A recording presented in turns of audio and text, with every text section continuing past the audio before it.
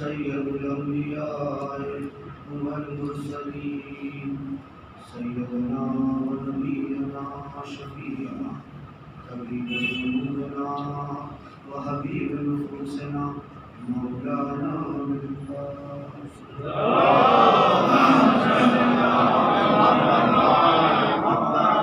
तय्यबीन ताहिरीन अल मासूमीन अल मज़लूमीन लानतुल्लाहि अला दाइहिम व क़तलतहिम अजमईन। अम्मा बाद फ़क़द क़ाल अल्लाहु तआला व तबारक फ़ी किताबिहिल करीम बिस्मिल्लाहिर रहमानिर रहीम या अय्युहल्लज़ीना आमनुत्तक़ुल्लाहा व कूनू मअस सादिक़ीन। दुरूद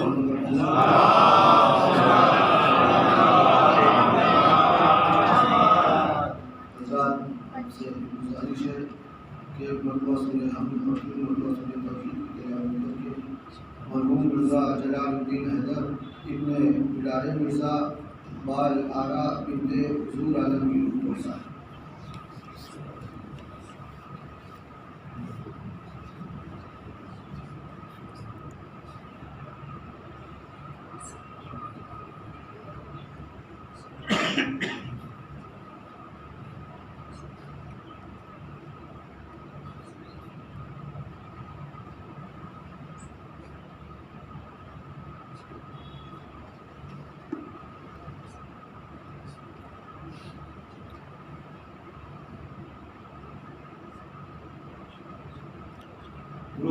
मोहम्मद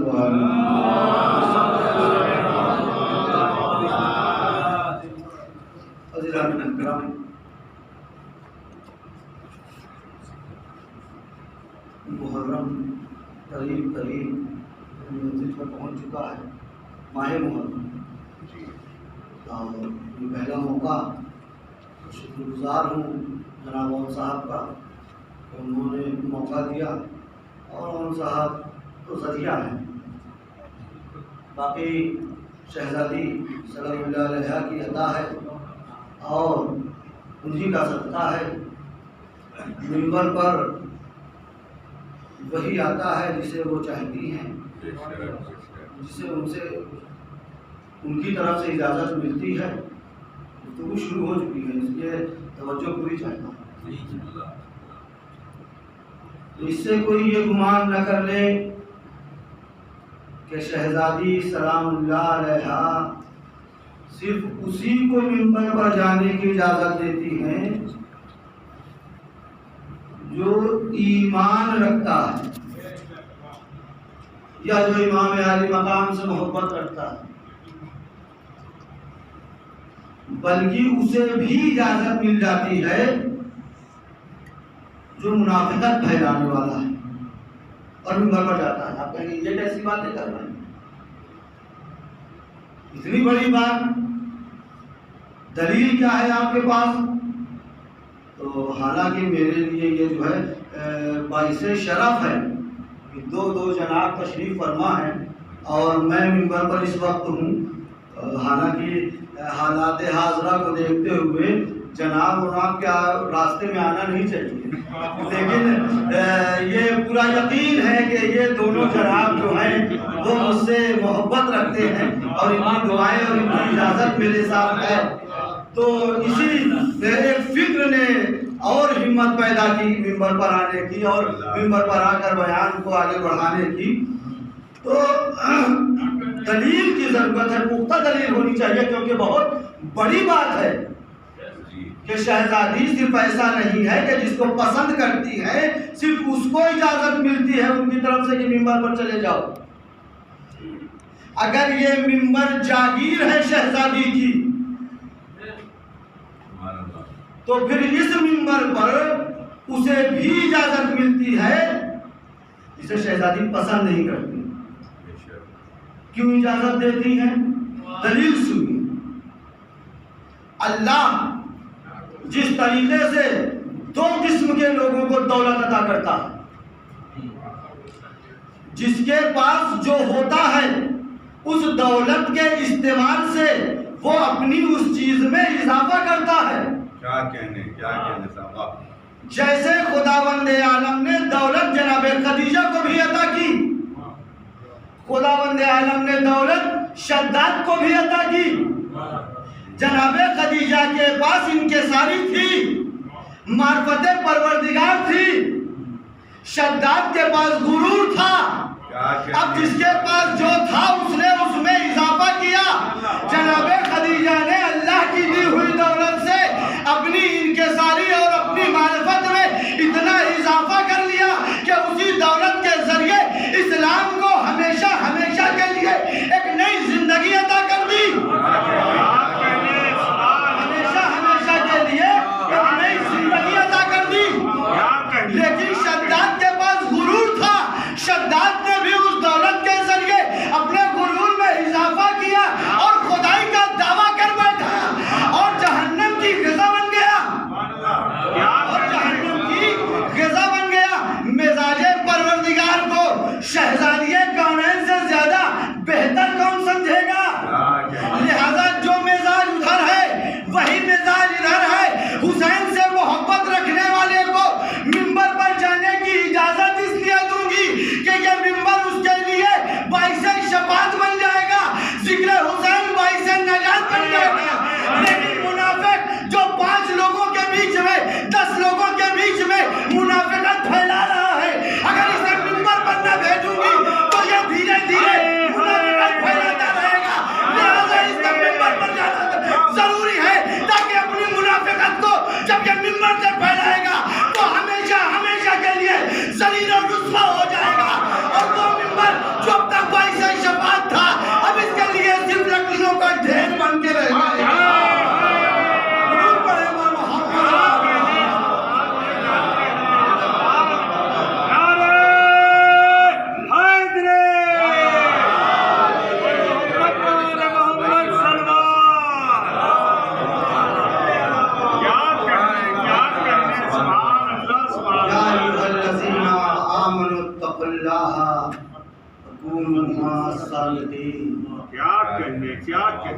ईमान वालों तकवा अख्तियार करो और सच्चों के साथ हो जाओ। लेकिन मैं इसका तर्जुमा दूसरी तरीके से करता हूँ कि जिन्होंने पिछले साल मजलिस सुनी थी आय करीमा पर, वो ये ना सोचे कि वही वाली शुरू कर रहा हूँ। सिर्फ आय करीमा का इस्तेमाल किया आज नहीं तो ऐ ईमान वालों तकवा अख्तियार करो। क्यों अख्तियार करें? ताकि सच्चों के साथ हो जाओ। क्या हमसे मुसलमान क्या कह रहा है?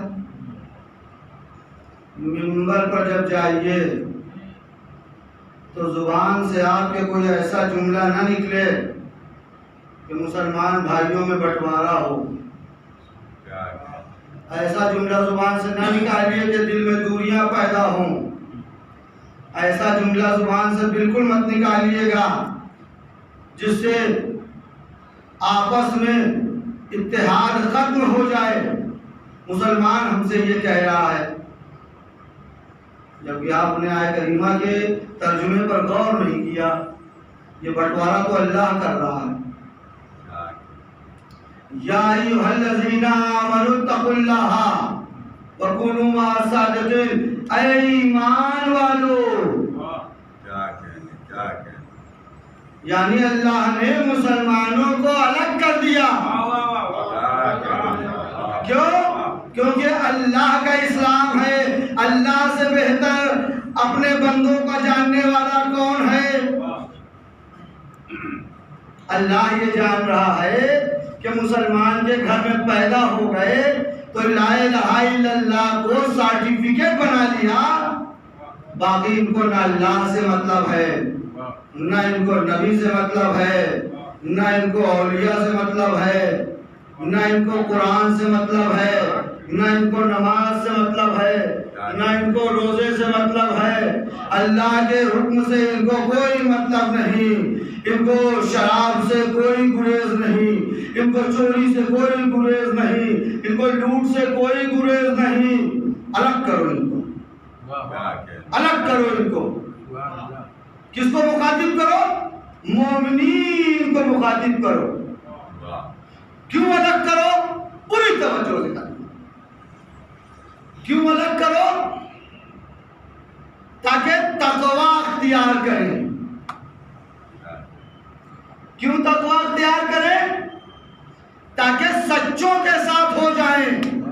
अब समझ में आया खुदावंद आलम ने मुसलमान को तो नहीं मुखातिब किया, क्योंकि इन मोमिनीन को, इन मुसलमानों को, खास मुसलमानों को, अच्छे किरदार वाले मुसलमानों को अल्लाह पहले मोमिन बनाएगा, उसके बाद मुत्तकी बनाएगा, उसके बाद सच्चों के करीब करेगा। किन सच्चों के करीब करेगा? उन सच्चों के करीब करेगा जिनको ततहीर के हिसार में रहना है। इन्नमा युरिदुल्लाहु लियुज़हिबा अन्कुम अर्रिज्सा, बस अल्लाह ने इरादा कर लिया है कि रिज़्क़ आ ही नहीं सकता इनके करीब। दुरूद पढ़े पर मोहम्मद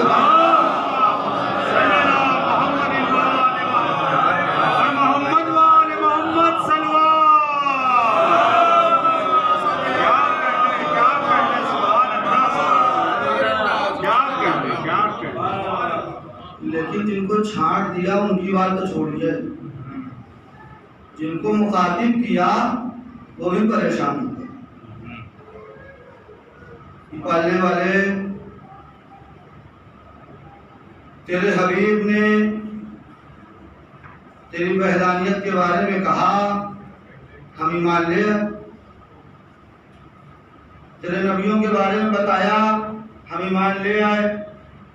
तेरी किताबों के बारे में बताया, हम ईमान ले आए। नमाज के बारे में बताया, ईमान ले आए। रोजे के बारे में बताया, ईमान ले आए।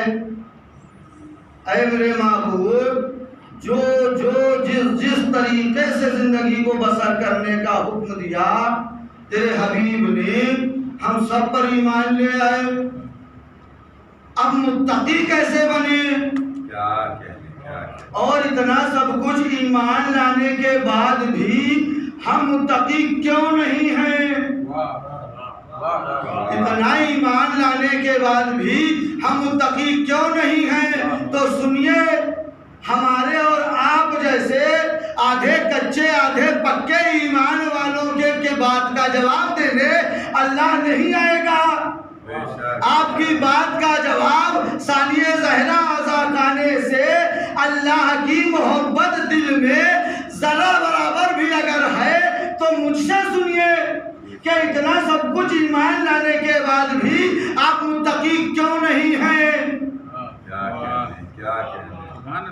अल्लाह के रसूल ने कहा, अल्लाह के रसूल ने बताया, अल्लाह एक, तुम ईमान ले आए।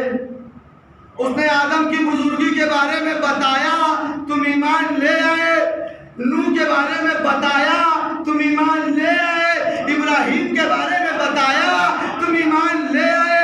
इस्माइल के बारे में बताया, तुम ईमान ले आए। कुरान के बारे में बताया, तुम ईमान ले आए। उसूल-दीन के बारे में बताया, तुम ईमान ले आए। फुरूक़-दीन के बारे में बताया, तुम ईमान ले आए।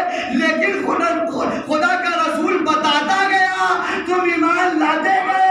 तुम ईमान तब तक लाए जब तक अल्लाह का रसूल तुमको बताता रहा। लेकिन एक मैदान आया और उस मैदान में 14वें सीने पर जाकर हाथों पर बुलंद करके अब अल्लाह के रसूल ने दिखाना शुरू किया, आज से जिसका मैं मौला उसका ये अली मौला।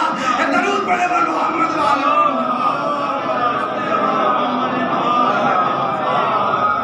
तुम इसलिए मुत्तकी नहीं बन पाए कि अल्लाह का रसूल जब तक बताता रहा, इस्लाम तुमको अपने मतलब का नजर आता रहा तो तुम ईमान लाते गए। लेकिन जब अल्लाह के रसूल ने दिखाना शुरू किया तो तुम ईमान नहीं लाए। यही वजह है कि तुम मुत्तकी नहीं बन पाए। दुरूद पढ़े पर मोहम्मद वाला।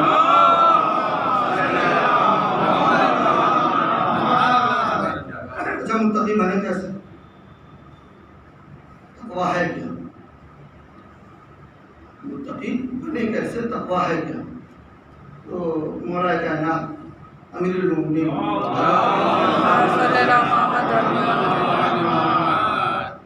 कहते हैं कि तकवा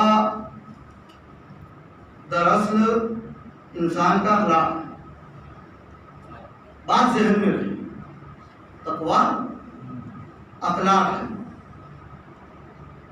तो अब इतना सब कुछ मानने के बावजूद मुत्तकी नहीं हो पाए, उसका नतीजा ये निकला कि चूंकि इमामुल मुत्तकीन को छोड़ दिया इसलिए मुत्तकी नहीं हो पाए। तो अब आइए इमामुल मुत्तकीन से पूछा जाए कि फलसफा क्या है, क्योंकि मौलाए मुत्तकियान का फलसफा रसूल खुदा के फलसफे से जुदा नहीं है और रसूल अल्लाह का फलसफा खुदा के फलसफे से जुदा नहीं है। तो पहुंचे एक और नई आयत है, अकीमुस्सलात व आतुज़ ज़कात, नमाज कायम करो, ज़कात दो। और ज़्यादा गुफ्तगू आपसे नहीं करती, बस 2-3 जुमले और आपकी ज़हमत तमाम। नमाज कायम करो और ज़कात दो। दो किस्म के मुसलमान हैं, एक जो दीनदार हैं, दूसरे जो दीन शनास हैं। जो दीनदार हैं वो नमाज पढ़ते हैं और जो दीन शनास हैं वो नमाज कायम करते हैं। बड़ी मेहनतें की हैं, अगर बात पहुंच जाए तो दुआओं से नमाज दीजिएगा। रोज की बात है और हर वक्त की बात है, आपके सामने की बात है, लेकिन मेरे लबो लहजे में देखिए। और अगर बात पहुंचाने में कामयाब हो जाऊं और शहजादी सलामुल्लाह अलैहा का सदका रहा तो इंशाअल्लाह आप दुआओं से नवाजेंगे। दीनदार जो हैं वो नमाज पढ़ते हैं और दीन शनास जो होते हैं वो नमाज कायम करते हैं। फर्क क्या है? दीनदार मस्जिद गया, सुबह की नमाज के लिए 2 रकात नमाज पढ़ी तो मस्जिद से बाहर आया, अब वो ज़ोहर की नमाज का इंतजार करेगा और अल्लाह क्या कह रहा है? नमाज कायम करो। यानी अब अल्लाह जाने कि सुबह की नमाज से लेकर ज़ोहर के नमाज के बीच का जो वक्फा है उसमें ये क्या क्या करेगा, उसमें ये क्या क्या करेगा।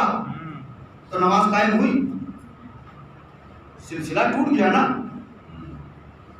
सुबह की नमाज पढ़ के निकल आया, अब ज़ोहर को दोबारा मस्जिद जाएगा तो अब सुबह की नमाज से लेकर ज़ोहर के नमाज के बीच का जो खाली वक्फा है उसमें तो नमाज का सिलसिला टूट गया। तो नमाज कायम कहाँ हुई?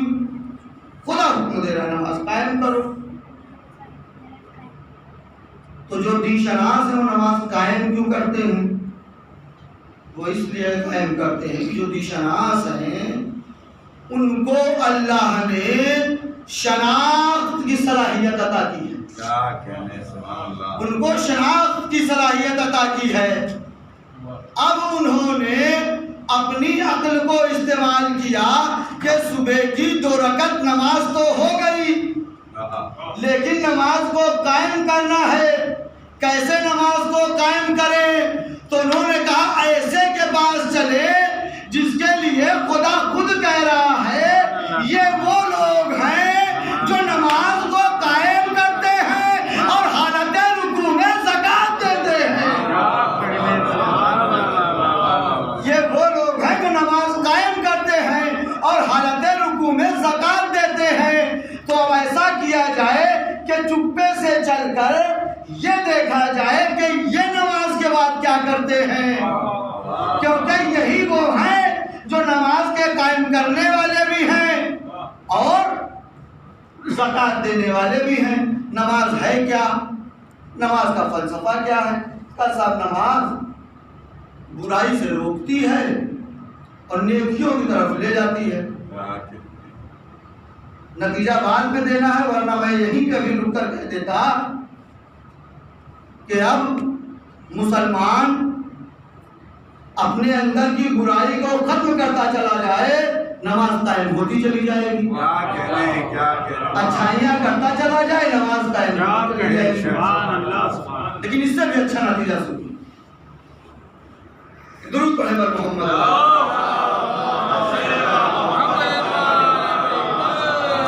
तो जो दीशनास थे उन्होंने अक्ल के घोड़े दौड़ाए और पहुंच गए कि देखें ये नमाज के बाद क्या करते हैं।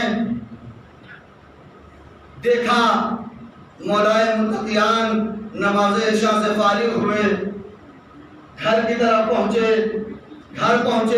घर से एक गठरी लिया, गठरी को पीठ पर रखा, सहरा की तरफ चले, डकुल भाग किया, ए मेरे गरीब भाई उठ जा, ले तेरे लिए खाना लाया हूँ। ए मेरे मिस्कीन भाई ले उठ जा, तेरे लिए खाना लाया हूँ। ए मेरे यतीम बच्चों परेशान न हो, तुम्हारे लिए ग़िज़ा ले आया हूँ। तो पता ये चला कि जो अली करे वही करते चले जाइए।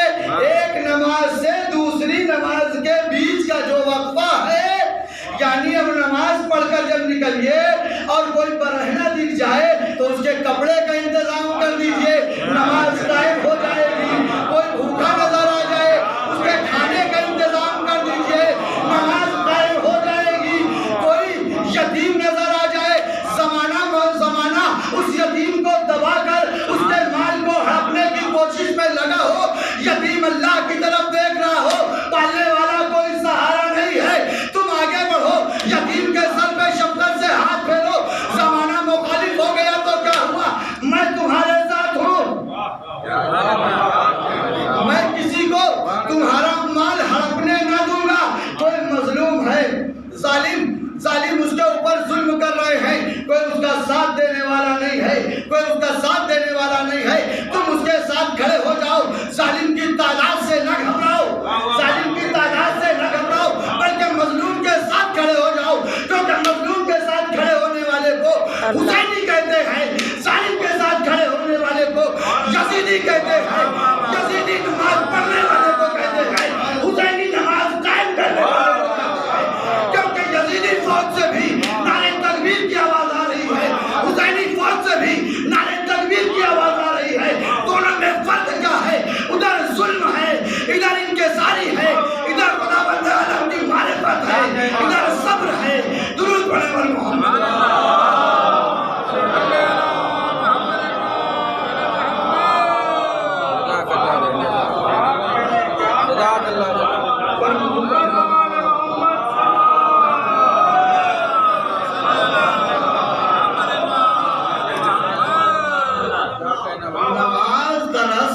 नमाज का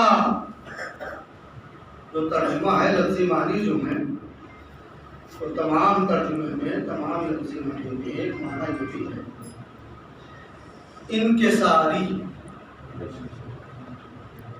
क्या कहा था मौलाए मुत्तकिया ने? तकवा दरअसल इंसान का अपना अखलाक, वही आपको ले आए।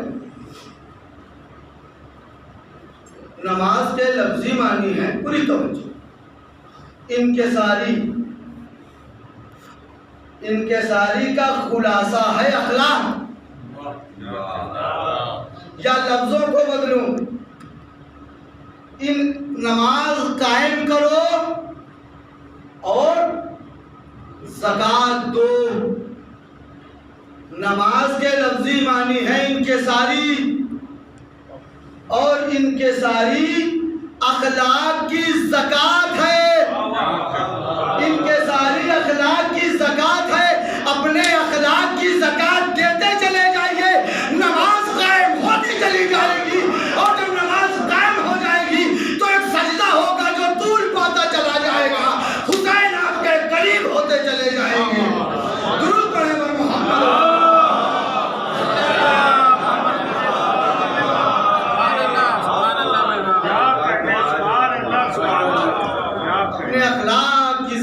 देते चले जाइए, नमाज कायम होती चली जाएगी।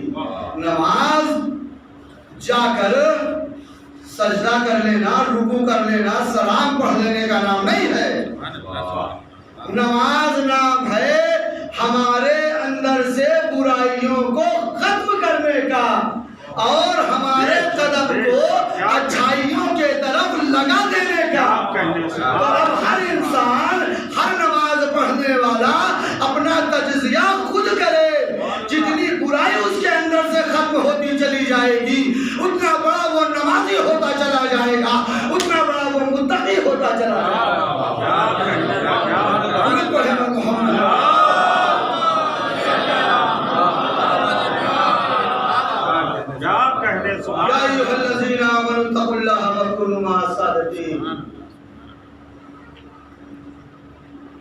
पढ़ते रहे नमाजें।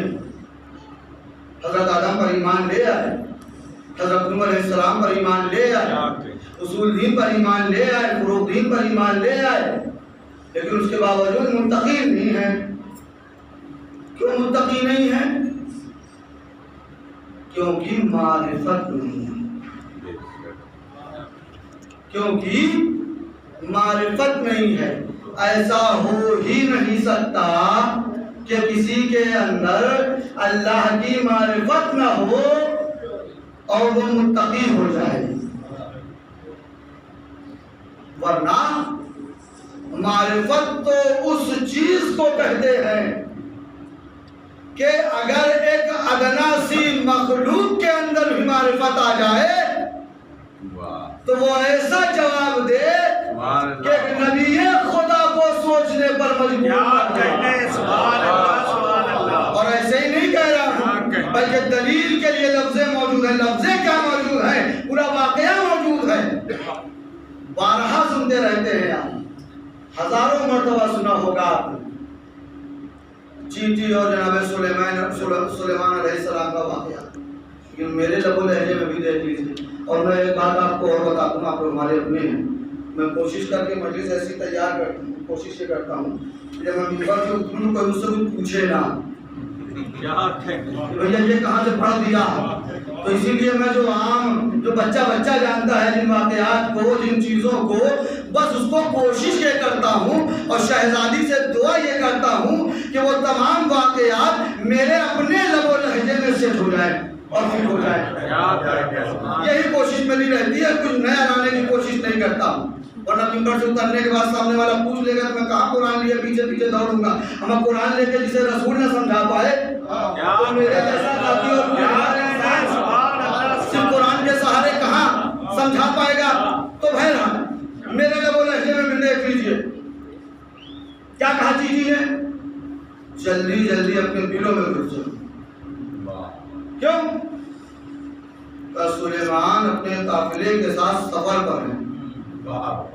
ऐसा न हो कि सुलेमान के लश्कर तुम सबको कुचल कर आगे बढ़ जाए, लश्कर बन जाए काफिले वाले। अब जनाब सुलेमान चूंकि उनकी कायनात की हर मखलूक पर हुकूमत, जनाब सुलेमान के कानों में यह आवाज टकराई, आए उठाया, उसे अपने हाथों पर लिया। ये बता, सरदार मैं भी हूं, सरदार तू भी है।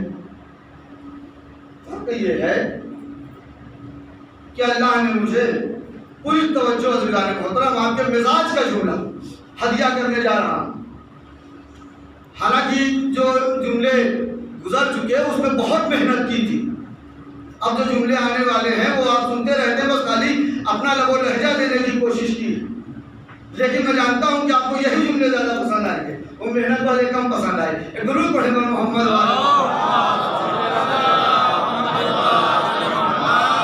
का ये बता कि सरदार मैं भी हूं, सरदार तू भी है।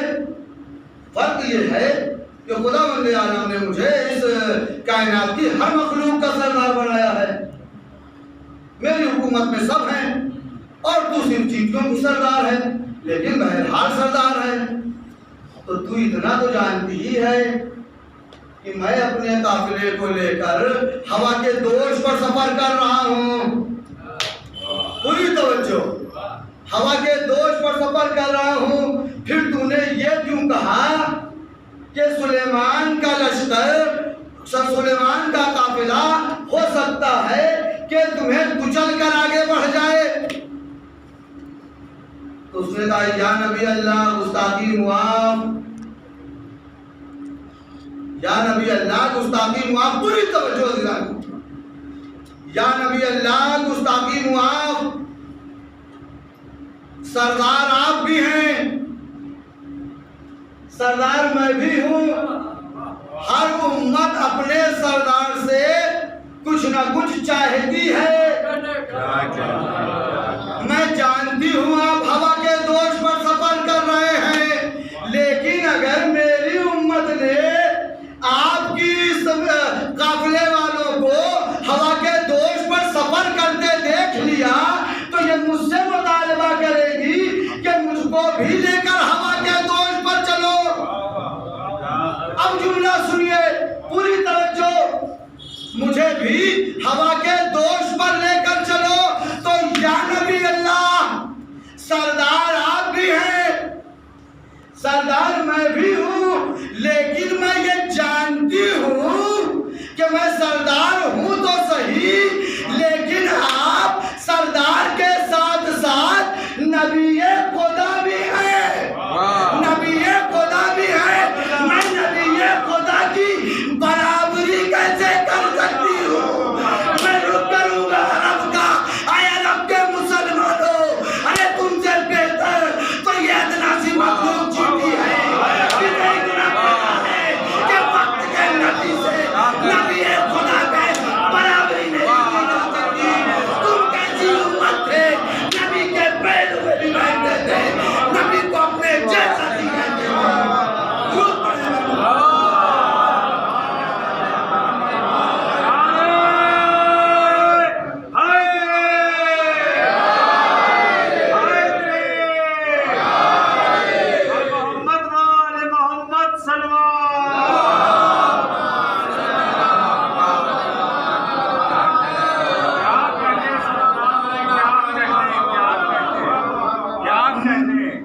कैसे उम्मती थे कि अदना से मखलूक के पास मारिफत आ गई।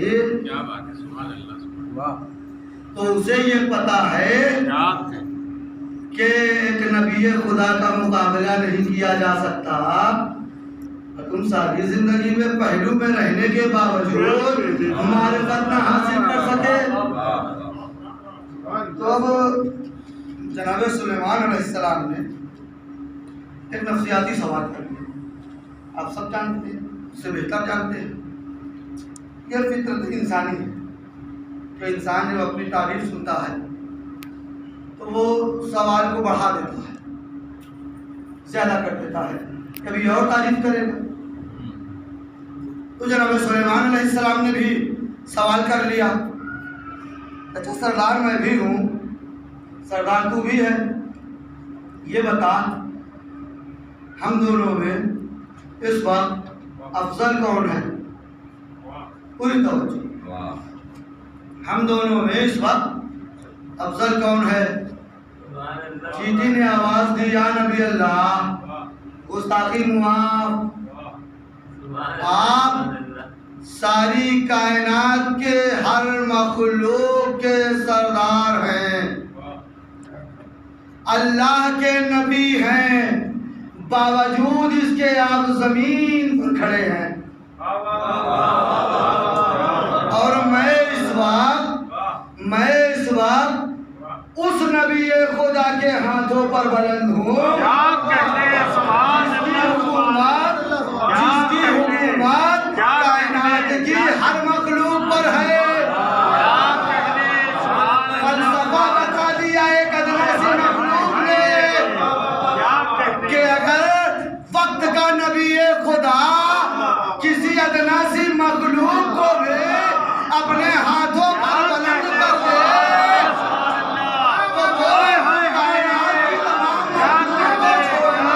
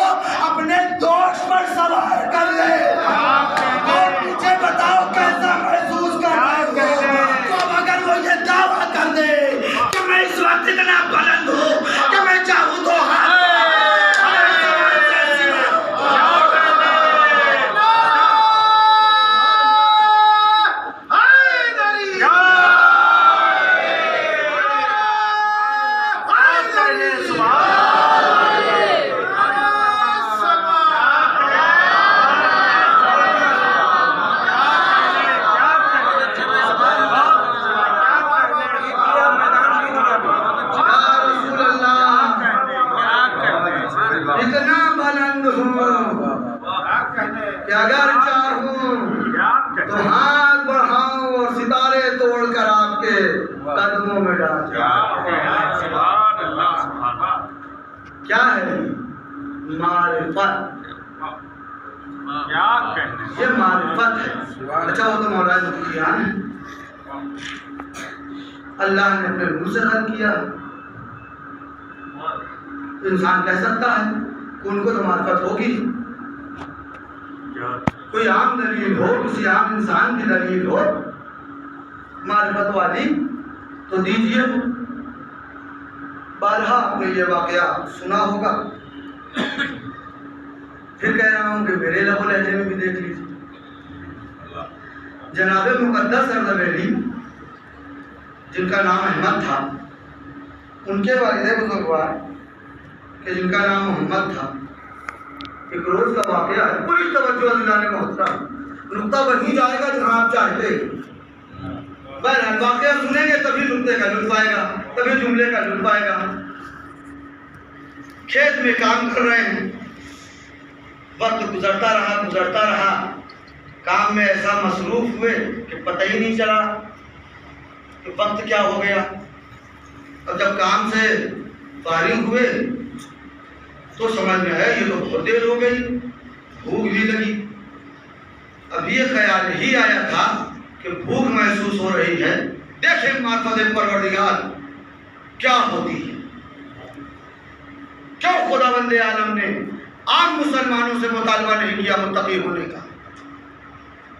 दलील है कि अपने मौजू से नहीं हटा हूं, अपने मौजू पर ही हूं। अभी भी दलील में ये वाकया पेश कर रहा हूं कि क्यों खुदावंद आलम सबसे मुतालबा नहीं करता कि तुम मुत्तकी हो जाओ और सच्चों के साथ हो जाओ। सिर्फ उन्हीं से मुतालबा क्यों करता है जिनके पास मारिफत होती है। सुनिए बात, जैसे ही कि ख्याल पैदा हुआ कि भूख लगी है, क्या देखा कि खेत के बगल से जो पानी बहकर आ रहा है उसमें से ताजा सेब चला रहा है। जनाब मोहम्मद ने उस सेब को उठाया और अपनी ग़िज़ा बनाई, खा लिया। अब घर पहुंचे, जब घर पहुंचे तो ख्याल पैदा हुआ, अरे ये क्या हो गया? पता नहीं किसकी बात से वो सेब आया था, तो इजाजत वाजिब हो गई मुझ पर। फिर घर से वापस खेत पर आए, अब उस पानी को पकड़ कर चलने लगे जिधर से पानी आ रहा था। चलते चलते एक बाग मिला और ज़हन में जो सेब की तस्वीर थी, उस तस्वीर से बाग की इस तस्वीर को मिलाया तो इस यकीन पर पहुंचे कि हाँ इसी बाग का वो सेब था। दरियाफ्त किया किसी से कि इस बाग का मालिक कौन है, पूछकर उसके घर पहुंचे। घर पहुंचने के बाद तब कोई बात किया, निकला मकान वाले, जी बताइए। मेरा नाम मोहम्मद है, मैं अपने खेत में काम कर रहा था, पानी के बहाव के साथ आपके बाग का एक सेब बहकर आ गया, अब वो मैंने खा लिया। खा लिया तो खा लिया, नहीं आपकी इजाज़त लेने आया हूँ। कहा ठीक है, मेरी तरफ से इजाज़त है, मेरे अल्लाह की तरफ से भी इजाज़त है। चले जनाब मोहम्मद, जैसे ही पलटे उसने आवाज़ दी, सुनिए। क्या बताइए? असल में ये बात जो है, अब चूंकि मेरे वालिद बुजुर्गवार दुनिया में है नहीं, तो ये इस बात के हम दो भाई मालिक हैं। मैं तो अर्दबेल में रहता हूँ, लेकिन इसका दूसरा हिस्सेदार मेरा जो भाई है वो नजफ में रहता है, तो मैं अपने हिस्से का सेब तो मुआफ कर रहा हूँ, मेरे भाई के हिस्से का जो सेब है उसकी इजाजत आपको उससे लेनी पड़ेगी।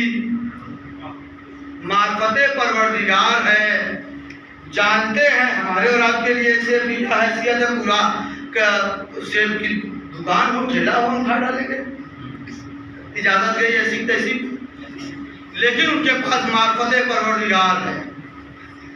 ऐसे ही लोगों से खुदावंद आलम मुतालबा करता है मुत्तकी होने का। नहीं, इजाजत जरूरी है, पहुंचे नजाम। किस लिए पहुंचे? पूरी तवज्जो दिलाने पहुंचे। आधे सेब की इजाजत लेनी है। क्यों आधे सेब की इजाजत लेनी है? इसलिए कि मार्फते परवरदिगार है इनके पास। पहुंचे, तकुल बात किया, निकला मकान मालिक का वो ऐसा ऐसा मामला है, सेब खा लिया था और आपके भाई ने तो अपने हिस्से वाले की इजाजत दे दी है, आप इजाजत दे दीजिए। मुस्कुराए, देखो भाई इजाजत तो नहीं दूंगा। दुरूद पढ़े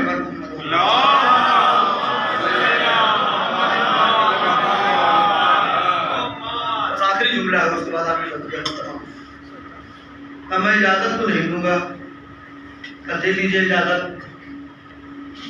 वरना आपकी अगर इजाजत ना मिली तो मैं बिस्तर पे चैन से सो ना पाऊंगा। का एक शर्त है, क्या? कब मेरी लड़की से शादी करना पड़ेगा तब इजाजत दूंगा। अब वो जो अल्लाह से वादा करके आया था कि सिराते मुस्तकीम पे बैठ जाऊंगा और बहकाऊंगा, उसने चाहा कि बहका दूं। आया ख्याल कि आधे सेब के लिए कहने मेरी लड़की से शादी कर लो तब इजाजत दूंगा, इसका मतलब लड़की में कोई ना कोई ऐब पाया जाता है।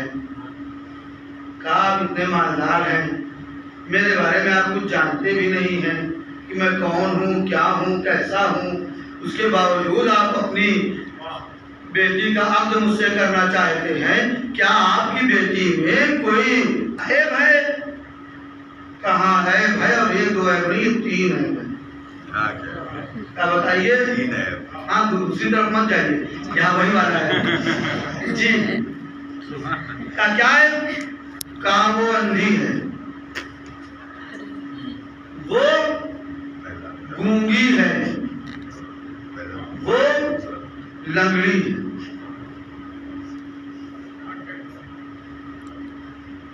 थोड़ा सा दिल डामाडोल हुआ, लेकिन मार्फते परवरदिगार है, कोई बात नहीं, कोई बात नहीं, अब करूंगा। क्यों?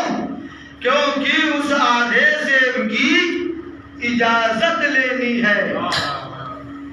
मान गए बेचारे, अब हो गया।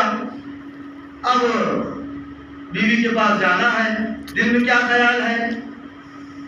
लंगड़ी है, गूंगी है, अंधी है। पहुंचे करीब,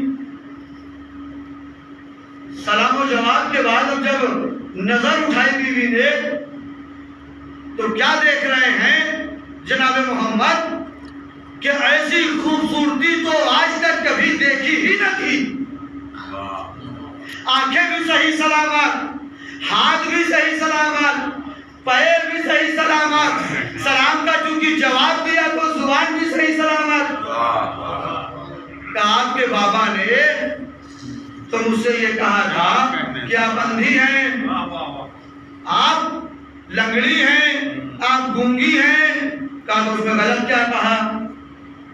का सही भी नहीं कहा। कहा मैं अंधी हूं। का कैसे? का मैं अंधी इसलिए हूं कि मेरी आंखों ने आज तक किसी नामहरम को नहीं देखा। मैं लंगड़ी हूं, इस बिना पर लंगड़ी हूं कि अपने वालिदैन के इजाजत के बिना मैंने कभी अपने घर से बाहर अपने कदम को नहीं रखा। मैं गूंगी हूं, इसलिए गूंगी हूं क्योंकि मैंने आज तक अपने वालिदैन के अलावा किसी से गुफ्तगू ही नहीं की। जब तुम्हारे अंदर ये तमाम खूबियां थी तो फिर मुझसे क्यों शादी?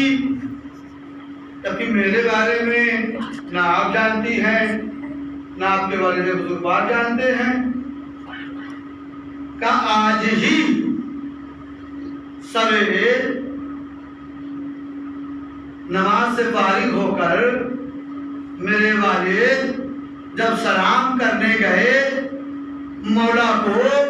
तो सलाम के बाद उन्होंने कहा मौला जब बेटी ऐसी अता की है तो उसके लिए ऐसे ही शौहर का एहतमाम कर, इंतजाम कर, और जैसे ही तुम अर्दबेल से चलकर नजफ तक सिर्फ आधे सेब की इजाजत लेने आए तो मेरे वालिद और मैं ये समझ गए कि मौला ने दुआ को कबूल कर लिया।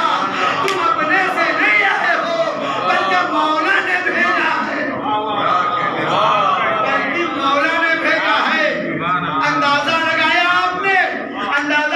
आपने जिसके पास मार्फते परवरदिगार आ जाती है आधा से भी उसे चैन से सोने नहीं देता है, लेकिन जिसके पास मार्फत नहीं होती वह पूरा का पूरा बाप के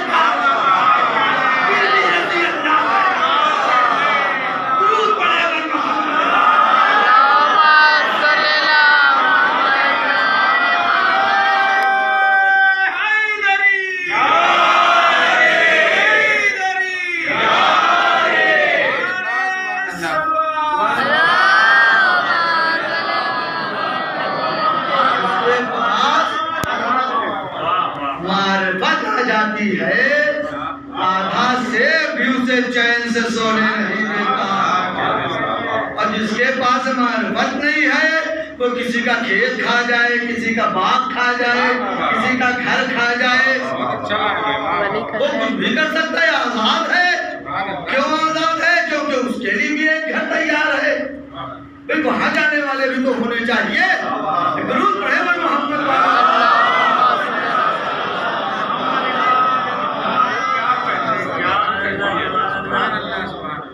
मारिफत जरूरी है।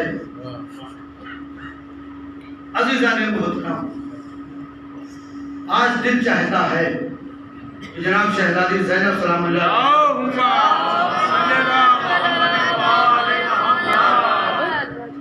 फिर आपको मेहनत वाले नुक्ते पर ले आए।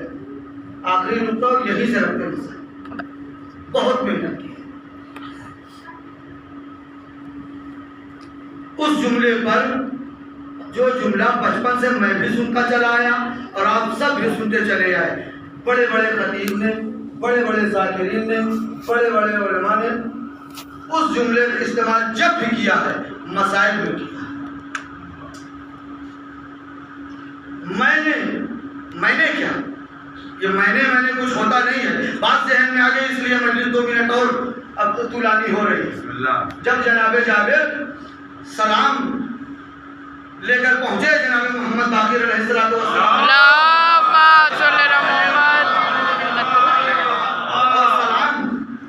पहुंचा दिया तो आप इमाम अलैहिस्सलाम ने कहा है जावेद आपने 5 मासूम को देखा,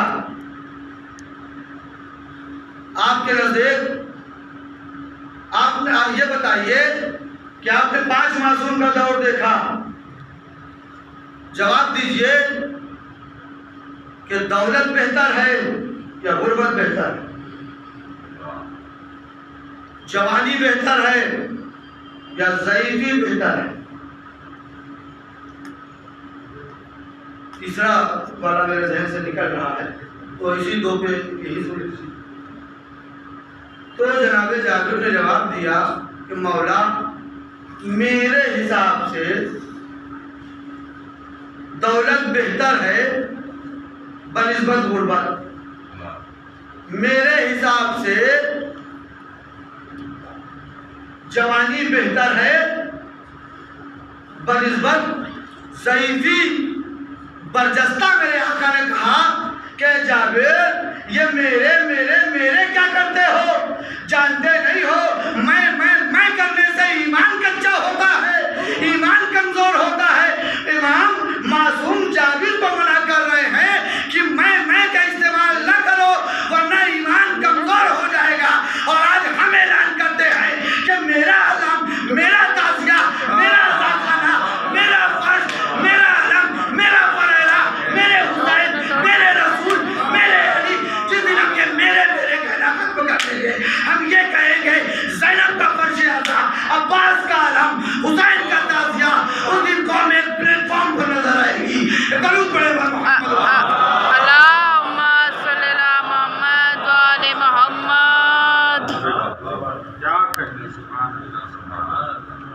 मेरे जहन में ये ख्याल पैदा हुआ, सलाहियत था कि मासूमीन अलैहिस्सलाम ने, तो मैंने उस मसाइब के जुमले से जनाब ज़ैनब सलामुल्लाह अलैहा की फजीलत के भाव में एक अदना सा फूल रखने की कोशिश की।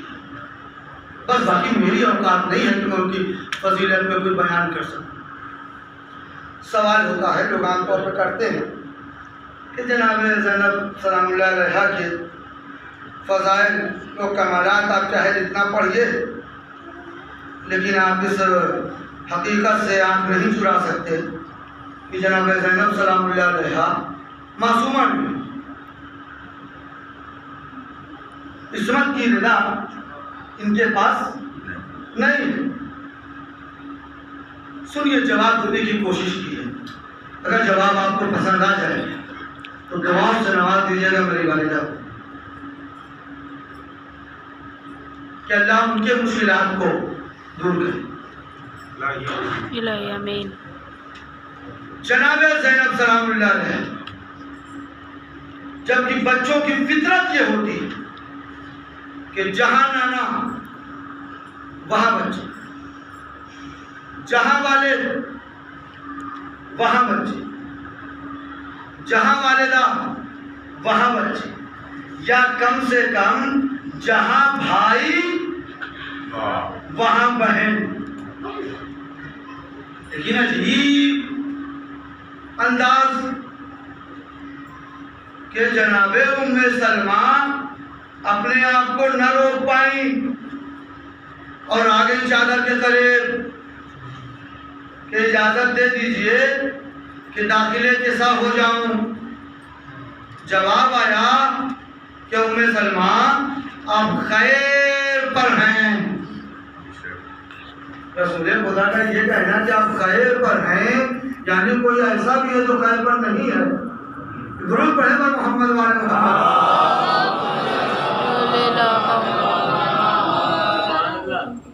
लेकिन अभी उस तरफ नहीं जाना है। जनाब ज़ैनब बचपने का सिन और उस तरफ देख भी नहीं रही हैं जिधर नाना हैं, वालिदैन हैं, भाई हैं। क्यों नहीं गई जनाब ज़ैनब सलामुल्लाह अलैहा? जो फितरत है बच्चों की, जाना चाहिए था। जनाब उम्मे सलमा नहीं रोक पाई अपने आप को। क्यों नहीं गई? अकीले बनी हाशिम हैं जनाब ज़ैनब सलामुल्लाह अलैहा, और इमाम की जुबान से सनद मिली है कि इल्मे गैब की मलिका है। पूरी तवज्जो दिलाने मोहतरम, हासिले मजलिस जुमला आपकी समातों के हवाले, अपनी समातों को बेदार कर लीजिए। मैं आपके दरमियान में तकरीबन 7 या 8 बरस से मजलिसे खिताब कर रहा हूँ, लेकिन इतना कीमती जुमला आज तक मैंने आपके दरमियान नहीं पढ़ा है, और आज तक अपनी पूरी जिंदगी में इतना कीमती जुमला नहीं पढ़ा है। जनाब ज़ैनब सलामुल्लाह अलैहा क्यों नहीं आई चादर के करीब और क्यों इजाजत नहीं तलब की? इसलिए कि जनाब ज़ैनब सलामुल्लाह अलैहा के पास इल्मे गैब है। जनाब ज़ैनब अपने गैब के इल्म से ये देख रही हैं कि अभी ज़माना आगे बढ़ेगा। अभी जब ज़माना आगे बढ़ेगा, मेरे बाबा के गले में जब रस्सी का फंदा डाला जाएगा तो एक इस्मत आवाज बुलंद करेगी, अबर हसन को छोड़ दो वरना सर के बाल परेशान कर दूंगी। जैसे ही इस्मत, सुनिए जुमला, दुआओं से नवाज दीजिएगा, जैसे ही इस्मत जुबान से यह जुमला इस्तेमाल करेगी, अबर हसन को छोड़ दो वरना सर के बाल परेशान कर दूंगी, वैसे ही मस्जिद नबवी की दीवारें बुलंद होकर फातिमा का पर्दा कर लेगी। वैसे ही मस्जिद नबवी की दीवारें बुलंद होकर इस्मत का पर्दा कर लेंगी, क्योंकि खुदा बंदे आलम मशीयत सब कुछ बर्दाश्त कर सकती है, इस्मत को बरहना होते मशीयत कभी बर्दाश्त नहीं कर सकती।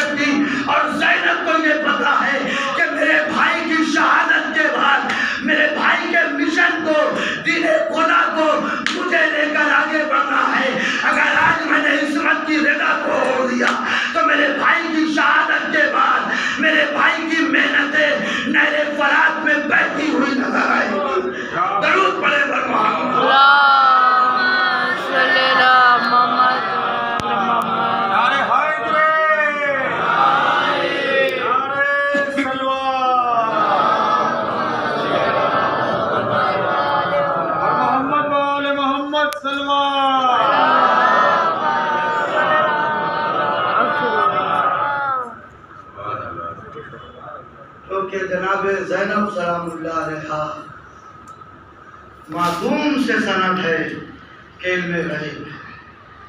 जनाब ज़ैनब सलामुल्लाह अलैहा को पता है कि मेरा मिशन क्या है और मेरा काम क्या है। जो काम मेरी वालिदा ने किस्मत की रिदा को ओढ़ कर किया, वही काम अपने बाबा की विलायत को लोगों तक पहुंचाने के लिए, अल्लाह की हकीकी शरीयत को लोगों तक पहुंचाने के लिए मुझे अपनी रिदा को देकर जनाब ज़ैनब सलामुल्लाह अलैहा के लिए अब इससे बड़ी मुसीबत और क्या होगी कि बचपन से जिस भाई को एक दिन के लिए भी ज़ैनब ने नहीं छोड़ा, वही भाई खैमे के दर पर आकर कह रहा है, ए ज़ैनब सलामे आखिर कबूल कर लो और हुसैन को मरने की इजाजत दे दो। ए भैया, क्या अली अकबर इसीलिए मारे गए कि मेरा हुसैन मुझसे इजाजत मांगे? क्या नो मोहम्मद इसीलिए कुर्बान कर दिए कि मेरा भैया रंग में जाए? क्या मेरा शशमहा इसीलिए शहीद हो गया कि मेरा भैया मैदान में जाए? ए भैया, कुछ भी हो जाए लेकिन ये ज़ैनब आपको इजाजत नहीं दे सकती। ए बहन ज़ैनब, अरे रोज़े महशर अगर नाना ने सवाल कर लिया, ए ज़ैनब तुझे तेरा हुसैन प्यारा था, मेरा दीन प्यारा न था, तो ए बहन क्या जवाब दोगी? बस एक मरतबा जनाब ज़ैनब ने कहा, ए भैया, अरे नाना के दीन के लिए आपकी जुदाई बर्दाश्त कर लो। हाँ दादारो, ज़ैनब की मुसीबत कैसे बयान की जाए।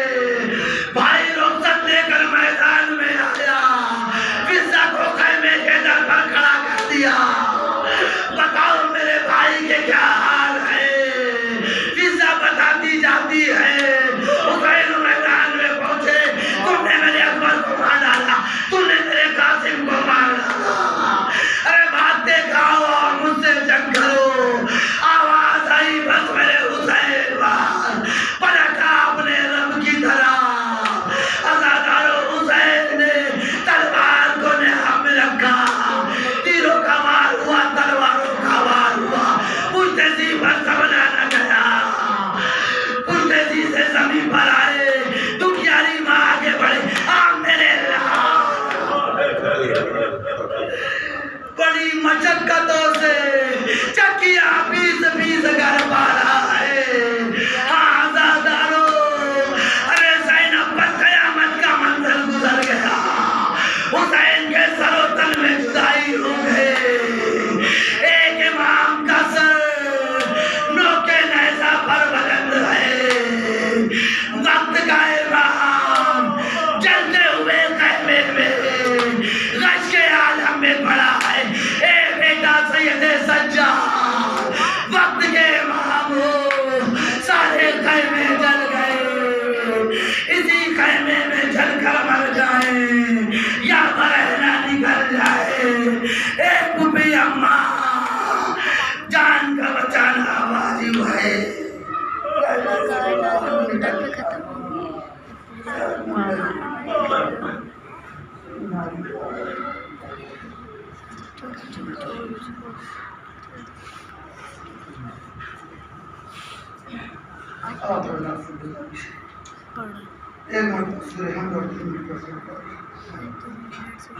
मिर्ज़ा जलालुद्दीन हैदर इब्न दुलारी मिर्ज़ा बाहर आ रहा